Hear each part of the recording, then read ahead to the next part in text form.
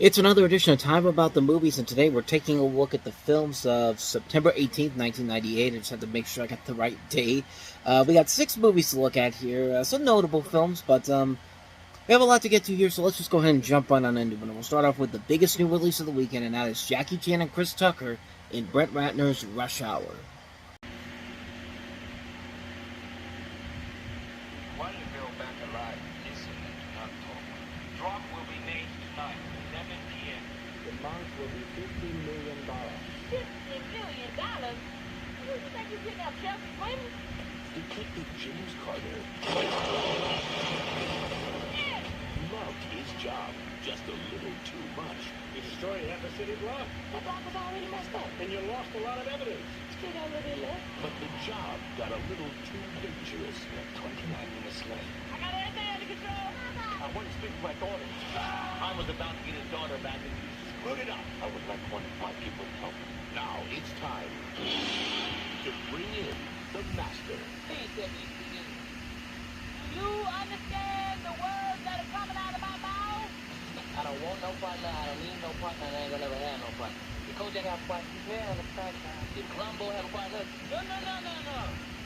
Put your own bag in the back. I'm not a stopgap. Sleepy boy. Oh, hell no. I would take the black man's radio. What?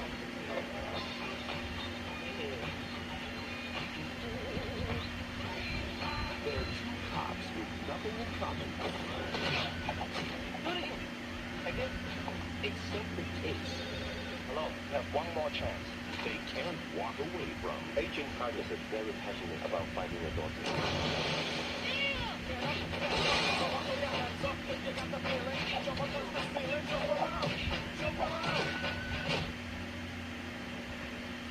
Which one of y'all taking? From New Line Cinema.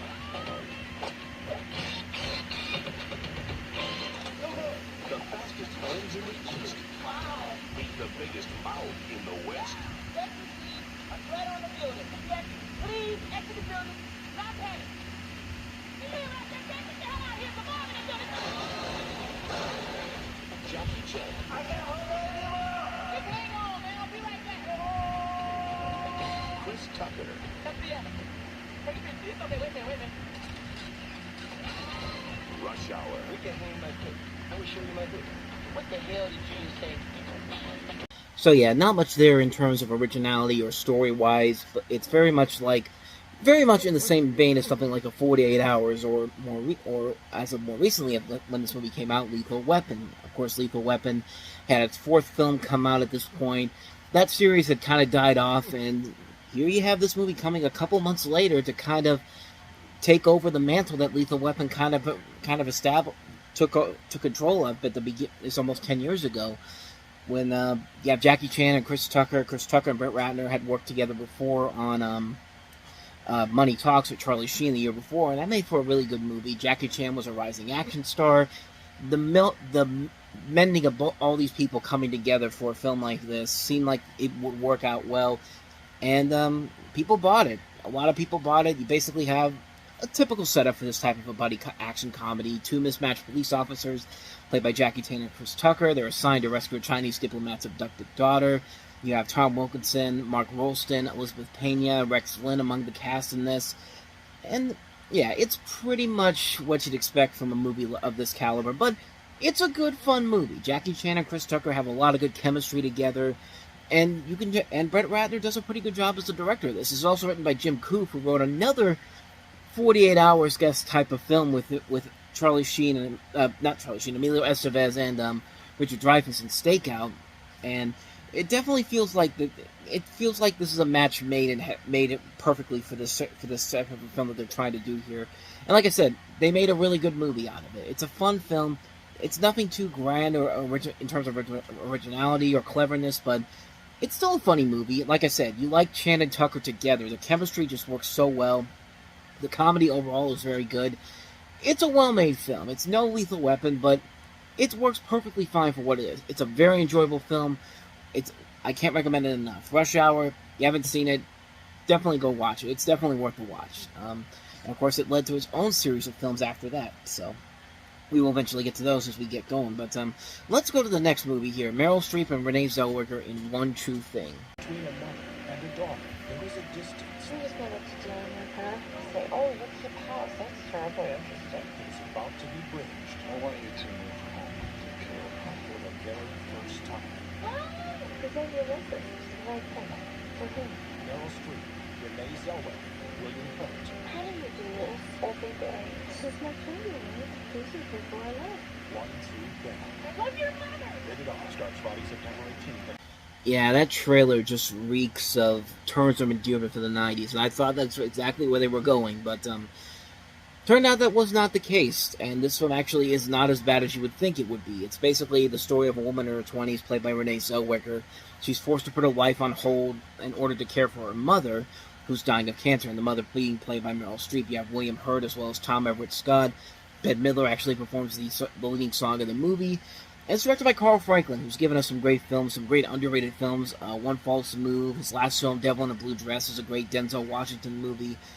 It actually does turn out to be a pretty solid film that really, that trailer makes it look so much more melodramatic and so much more Oscar-baity than it has any right to be, but when you watch the movie, it actually is more than valid of all the things it was trying to sell you on. There's no emotional moments in here that feel too manipulative, and I think everybody in the cast does a great job of elevating this to another level. Like, if they would have gotten lesser actors for this probably would have been something on the lines of a melodramatic Oscar-baited, cliche-riddled film, but it's not that whatsoever. It's a film that does its job very well. I think it surprises a lot of people, and it has a good director behind it that can elevate this material to another level as well, so it's actually pretty good. I'd actually say definitely check this one out if you haven't seen it already. It's kind of an underrated Meryl Streep film, honestly, because this film was not a big hit when it came out. And with the exception of her winning as being nominated for an Academy Award for this film did not do well at the box office, but it did well critically, though. So it does have a little bit of a cult following, I would think. But if it doesn't, and I'm just saying that just to say it, it definitely deserves it, because it actually is a pretty enjoyable film. I'd actually give it a recommended if you guys haven't seen it, so. Speaking of overrated films that probably don't get the recognition they deserve, on to the next movie, and that is Permanent Midnight. Like these heavyweight type who like sold out to Hollywood. Joey, I can get you a job. I know the producers. She was beautiful, she was witty, and she had no idea who I really was. You're always late. You're erratic. I know this looks bad, but it's worse than it seems.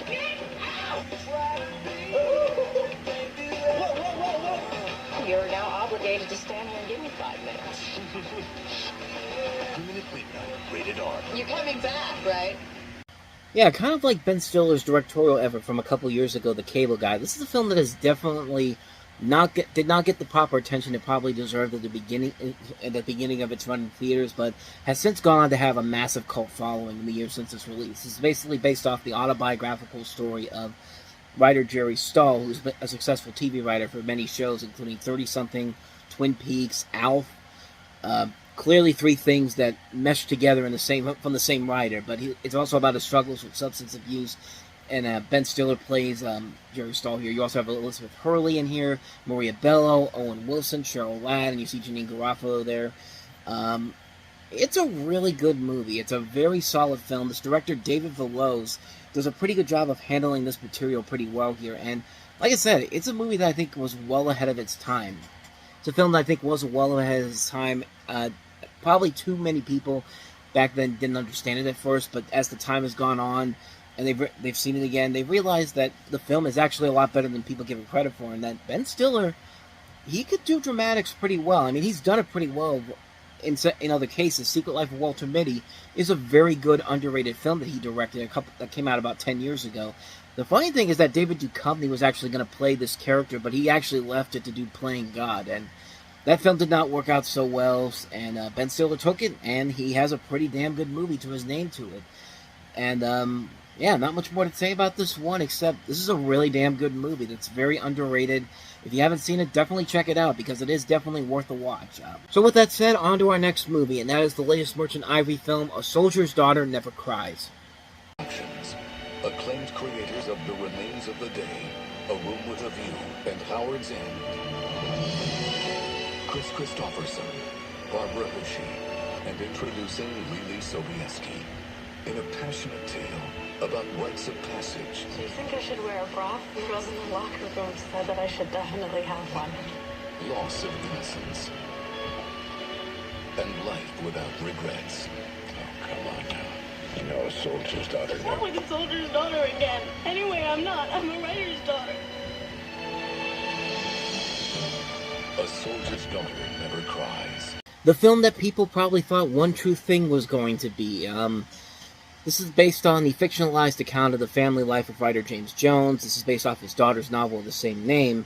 And it's structured as a novel. It's split up into 3 different segments, each named after a different protagonist. The plot follows a family living in Paris during the 1960s and 70s until they return and adjust to life in New England. And it's seen from the point of view of the daughter, played by Lily Sobieski. Which I find it kind of funny because literally the next movie she's in, her character is literally in a bra and panties for much of the movie. I mean, that movie, of course, being Eyes Wide Shut. And that's the one I think a lot of people mostly recognize her for, but this is her feature film debut. Jesse Bradford's also in here. You see Chris Christopherson, Barbara Hershey. And, I don't know, it's a film that I think that it's kind of what you expect from a Merchant Ivory film. I've never seen it before. Most people have seen it and said that it's not that bad. So, I don't know. I don't know if it's any good or not, but, I don't know. It looks kind of a little too Oscar baitish for me, so I'm not in a real hurry to see this film, but just for the fact that it has some decent reviews for it, maybe I'll check it out one day, but I'm not jumping out anywhere to go see it now, but, anyway, that's all I got on that one. A Soldier's Daughter Never Cries. Let's go ahead and move on to the next movie, and that is Six String Samurai. They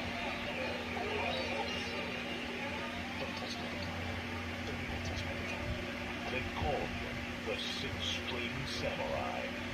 A film that I have never heard of until now, but I'm kind of intrigued by what I see here. You basically have a story where it's a post-apocalyptic action comedy set in I think it's set in Las Vegas, or as they call it here, Lost Vegas.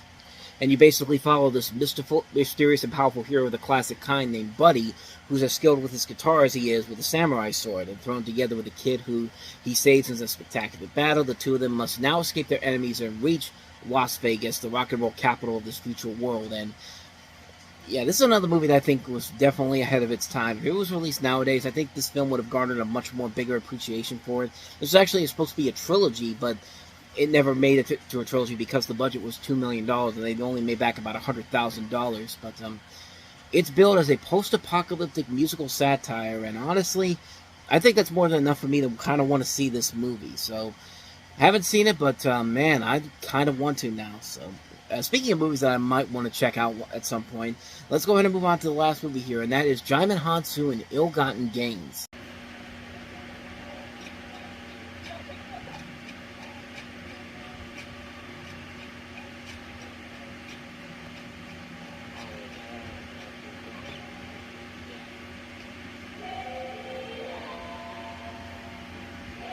I mean, just from that trailer alone, I couldn't show you the whole thing, but man, that is one stylish-looking trailer, and this is Jaimin Hansu's feature film debut.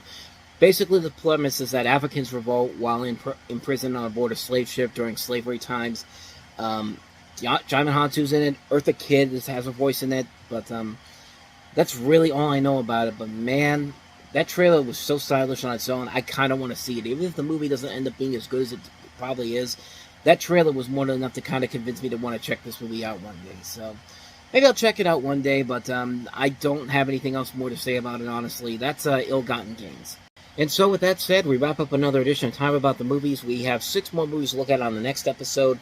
Robert De Niro and John Frankenheimer's Ronin, the horror film Urban Legend. We also have Christina Ricci, and I think Edward Furlong and Pecker.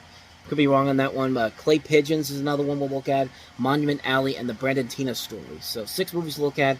We'll look at those next time. But until then, thank you very much for watching. And if you want to see more videos like this, please hit the playlist on the next page. Check out the previous episode. And also don't forget to hit the like and subscribe button if you want to see more videos like this on this channel. So with that said, I am off. I will see you next time. And until then, as always, take care.